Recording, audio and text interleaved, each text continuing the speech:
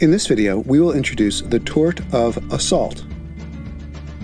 The basis for this tort is the emotional harm that results from intentionally causing a victim to be in fear or apprehension of imminent harmful contact, such as here, where our defendant is throwing a rock towards plaintiff's head.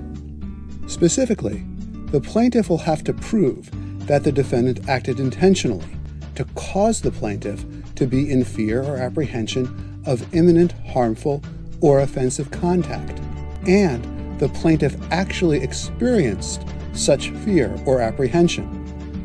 Apprehension here means that the plaintiff has to experience some sort of anxiety or fear that very soon he's going to experience some sort of harmful or offensive contact.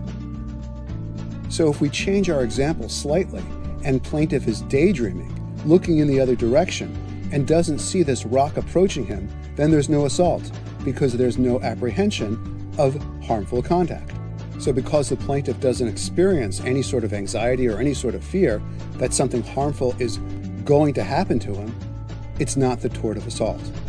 Also, keep in mind that the plaintiff has to be in apprehension of contact which is either harmful or offensive. So throwing a rock at someone should certainly cause that person to be in fear of harmful contact. But even running at a stranger to hug him could very well be assault, because getting a hug from a stranger without permission would likely be considered offensive contact. Also, remember that it must be harmful or offensive imminent contact. So if the defendant threatens to steal the plaintiff's birthday presents, well, that might be considered a harmful or offensive action, but there's no anticipation of physical contact, so it's not assault. Also, if the defendant were to threaten the plaintiff with a kick next week, well, that probably wouldn't be assault either, because the physical contact is not imminent. To summarize, assault is an intentional tort.